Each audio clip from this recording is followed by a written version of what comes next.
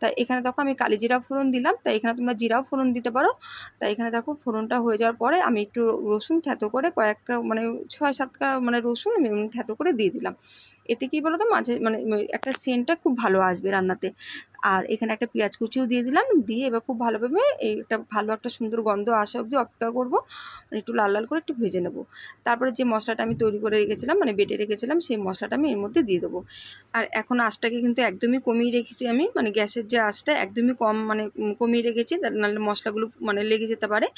আর মশলার বাটিটা ধুয়ে আমি একটু জল দিয়ে দেবো, দিয়ে একটুখানি সামান্য একটু কষিয়ে নিতে হবে যাতে কাঁচা মশলা একটু গন্ধগুলো মানে যখন চলে যাবে তারপরে এখানে গুঁড়ো মশলাগুলো দিয়ে দেবো সব। তাই এখানে দেবো আমি পরিমাণ মতো লবণ দেবো, লবণটা কিন্তু তোমরা বুঝে দেবে। আর এখানে দেবো একটু হলুদ দেবো, আর এখানে দেবো সামান্য একটু জিরার গুঁড়ো দেবো। তোমরা কিন্তু মশলাগুলো পরিমাণ মতো মেপে দিও, আমি কিন্তু মাপটা ঠিকঠাকভাবে বলতে পারলাম না। আর এখানে আমি দেখো 1 চামচের মতো লঙ্কার গুঁড়ো দিয়ে দিলাম, কালারটা ভালো আসবে যেহেতু আমি কাঁচা লঙ্কা